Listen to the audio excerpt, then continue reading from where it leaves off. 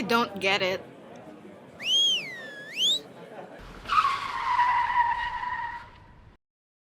Where are we going? We're going to learn. Welcome aboard Class Sci Biop A55. This is your Captain Siga speaking. We ask that you fasten your seatbelts and in case of turbulence, please refrain from standing up. It's a good thing Jerry is here to help us with our lesson. Okay, girls, so neuroplasticity is when the brain forms new neural connections. So even when an individual detoxified from the drug and goes through withdrawal treatment, the essence of addiction continues long after the last dose of the drug, often lasting for years. Can someone guess what the two forms of neuroplasticity drugs form in the brain? I think the most common one is tolerance with physical dependence.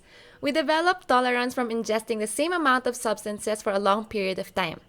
Then we can see physical dependence during withdrawal after abrupt cessation of the drug. Very good, that's correct. Then the second form of neuroplasticity is compulsive drug seeking behavior. How does that happen? Our brain has a reward system which has developed in early evolution. There are drugs that directly activate the reward system, and with this, drug addiction is learned. Going back to the second form of neuroplasticity, compulsive drug seeking behavior, it has an important feature of being stable and possibly permanent. Is this the reason why those with compulsive drug seeking behaviors, even if they go through detoxification and treatment for withdrawal, they still crave for drugs? Yes, there is also drug related cues that rapidly activate the brain's reward system and therefore make the person crave for the drug even if they have been free from the drug for a month. We have arrived at our destination. Thank you for choosing PA Magic Bus. Make sure to wear your suit and the exit is at the right. Ooh, Miss Sam, Jazz, Jackie, look, it's so squishy! Wait, no, Kika, the brain is fragile. Why are we here? I thought you were studying drug and addiction. Follow me! Actually, kids, before I saved Jerry and became our class pet, he was experimented on by Shaham and his colleagues. Basically, they studied cocaine and relapse in rats.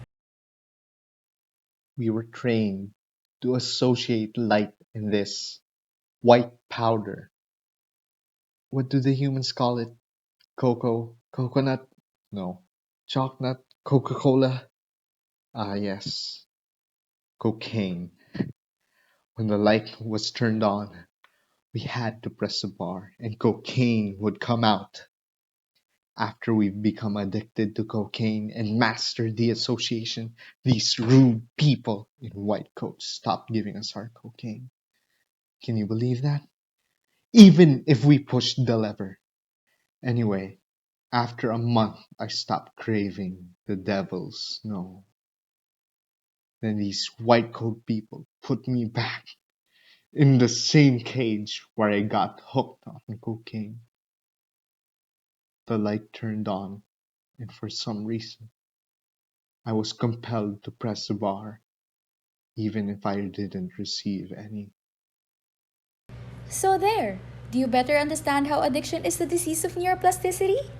I do! The cues in the experiment done to Jerry is the light. It made him press the bar to get the cocaine even after being clean for weeks. When he saw the light, the reward system activated, which also in turn activated drug seeking. Exactly. Additionally, the intensity of relapse is correlated with the length of their drug cessation. For rats who were incubated in their cage for 6 months, their relapse was stronger compared to the 1 week and 1 month rats. This shows that there is an active neuroplastic process in the brain that increases over time and is manifested by increased cocaine seeking behavior. Oh, I remember from reading the book that transcription factors, the proteins that are involved in converting DNA to RNA, are actually altered by addictive drugs. Oh yeah, I remember this too. But these transcription factors go back to their original state when there are no drugs involved, and thus it does not seem to underlie long-term neuroplasticity. Yes, there are also changes in neuronal morphology. There is an increase in dendritic spine density which can be found in the nucleus accumbens in rats like Jerry who were exposed to cocaine. Unlike the transcription factors, the increase in dendritic spine density persisted and associated with drug seeking behavior. Also, chronic morphine reduces neurogenesis in the hippocampus, which affects cognition. There's another experiment that included rats who were self administered to cocaine, and there was an imbalance in their glutamate homeostasis. And what is glutamate? Glutamate is a very important neurotransmitter that nerve cells use to send signals to other cells in the central nervous system. And the levels have to be tightly regulated since it is essential in normal brain functioning. Oh look, Captain Siga is back to pick us up. I tried taking a different route. I went up the nose since it has a direct connection to the brain. Let's just say I'd rather sit in EDSA traffic for hours. Going back, it was also tested in animals that cysteine can bring back glutamate homeostasis and prevent relapse due to cocaine. Finally, the normalization of glutamate homeostasis could actually battle with the compulsive drug seeking behavior previously formed. How about for humans? I think they use exogenous N-acetylcysteine for humans. I read a study saying that it reduced the desire for some patients to seek cocaine, and it also helped reduce pathological gambling and cigarette smoking. Do you guys have further questions? Any recommendations on how this trip could have been more informative?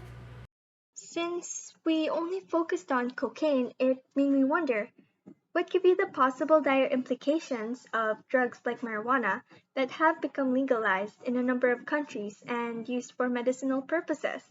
Maybe studies on this could contribute to the controversial, never ending debate on drug legalization. Oh, I have one. We basically learned why a person, even after detoxification and withdrawal treatment, they still crave for drugs, right? So, what other effective alternatives can be done in order to consistently combat the urge to indulge in one's cravings? Addiction is a learned behavior. Maybe it would be possible to unlearn it. The study did find that addicts, through the rats, crave drugs more after 6 months of being clean as compared to the 1 week and 1 month rats. But would this still hold true for addicts who have been sober for more than a year? Would the intensity of the craving increase as what was found in the study, or would it diminish? Dopamine plays a role in activating the brain's reward system. I think it would also be good to further study if the brain's reward system would activate as much to certain substances like cocaine in those with diseases like Parkinson's disease that have low or falling levels of dopamine. Future studies could also further investigate the use of N-acetylcysteine to help cocaine dependent patients reduce their cravings and to assess its positive and negative effects, as well as how it actually helps in reducing pathological gambling and cigarette smoking. Very good, girls! And it seems like we're back in the classroom. I hope you all learned how addiction is a disease of neuroplasticity. Class dismissed. Back to drugs!